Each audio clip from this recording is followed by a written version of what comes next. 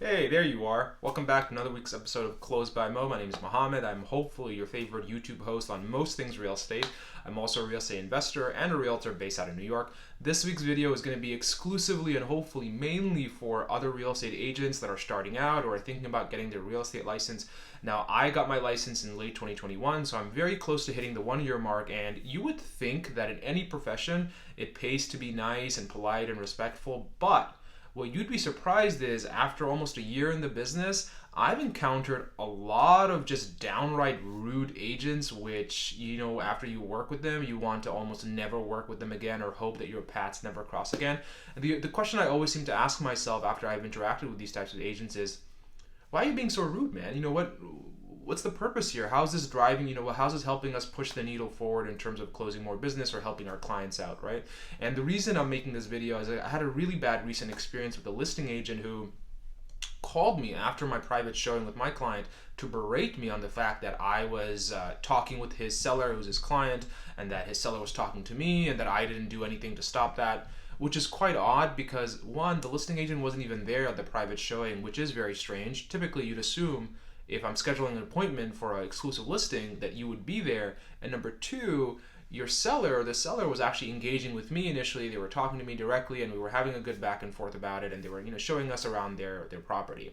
Now, that being said, it got me thinking about how this is something that not a lot of new agents unfortunately will get training on, which is why it's important to always be professional and be respectful regardless of what kind of environment you're in. So I figured I'd make this video to help out the new guys. Advice that I wish I would have gotten when I started out almost 12 months ago. So let's jump right into this, guys.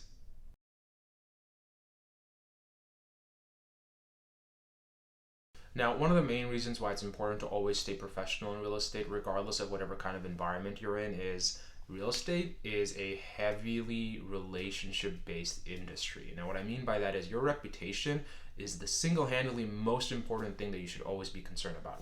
Always keep that in the back of your mind whenever you're working with new potential clients, whether you're thinking of spending some money on marketing, whether you're thinking of going out and networking. Your reputation is the most crucial thing, because everyone in real estate, whether they're a real estate agent, whether they're a more senior broker, whether they're a vendor like a loan officer or an attorney or an inspector, or even like any other investors or clients, everyone in real estate talks to each other, right? It's a very human to human based interaction because there's a lot of large transaction volume. So everyone sort of does their best to get to know the other person. And if word gets around that either you've given a subpar experience or you've received a subpar experience from someone else at some other firm or some other vendor, that's not going to stay secret for too long, right? Everyone's going to come up with it. And the reason why I stress that, especially to new agents, is if God forbid you get into a situation where your reputation is damaged and other vendors know about it, it's going to be very difficult for you to build that trust and reputation back up. Because what happens is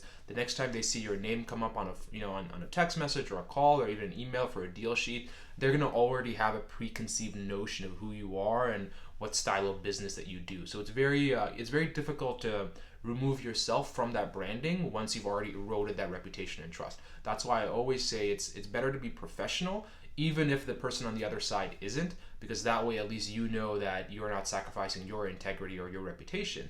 Which leads me to my second point on why it's important to always stay professional. This is a business, right? At the end of the day, if you're a sole real estate agent, like, this is your whole business, this is your livelihood, so treat it like a business.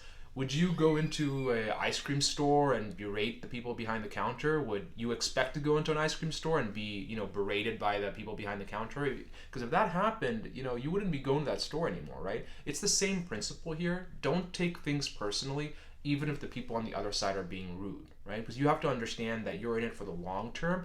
And in real estate, if you have the mindset of, hey, I just want to work on this one transaction, get my commission, and that's it, I'm out, you're not going to be doing a lot of transaction, because guess what? No one's going to want to work with you in the future. That's just the way it is. Everyone's going to be talking to each other, and they're all going to know, hey, Mo did this, and he was very shady about this, and he squeezed a few extra $1,000 out of this deal, but it really hurt the client. Everyone's going to know that, and everyone's going to be talking about it. Which leads me to my second sub point about why treating it like a business. don't sell yourself short on things. You know, you're entitled to your commission, especially if you've put in a lot of work to it. I think a lot of times earlier on, newer agents would sometimes get squeezed out of their commission by other senior agents on the other side of the fence, because senior agents know that the junior agents don't know any better, which is why it's important to obviously have a good broker by your side. But I think a lot of times it comes down to an agent thinking that, hey, you're not, you don't have to, you don't need the full paycheck commission. It's okay for you to sacrifice a little bit because the other agents said they have to get the deal closed. My rule of thumb is if the other agent is also willing to match my compromise on the commission, then I'm more than happy to work it forward. But I can't be the only one that's having to cut cloth out of my back, if that makes sense.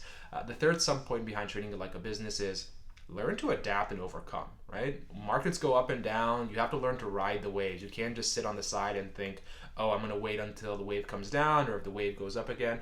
Learn to adapt and overcome, because you're going to be put into a lot of these situations where you're just not happy with the other side, the people on the other side of the fence, and it's going to be a difference of whether or not you want to continue working and get the deal closed, or if you want to walk away. So a lot of times our clients will want us to keep working and get the deal done because they're the top priority. So you have to learn to adapt and overcome the different attitudes, I would say, that the people on the other side throw at you.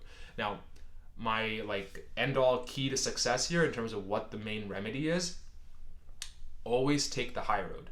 Always be professional. So whenever you're in doubt, always take the high road. Always stick with your integrity, because at the end of the day, that's going to contribute to your reputation as a real estate agent or a broker, and everyone else in the industry or in your local market will start to recognize that, because as you do more transactions with people, they'll appreciate how well you were on top of things and how well you handled yourself. And what the best part is if you're ever in a situation where you're thinking about, hey, you know what, I want to dish it back to this guy as hard as he's dishing it to me, just remember there's going to be a point in time in your career when you're probably going to cross paths with this agent again, assuming they've also been doing it for a while. So it's inevitable. So it's always good to stay professional and try not to burn any bridges if you absolutely can. And with that, guys, thank you so much for watching this week's episode. I hope it was helpful, especially for newer agents, because I definitely wished I had gotten this advice when I was younger. All right, guys, I'll leave you to it. Goodbye.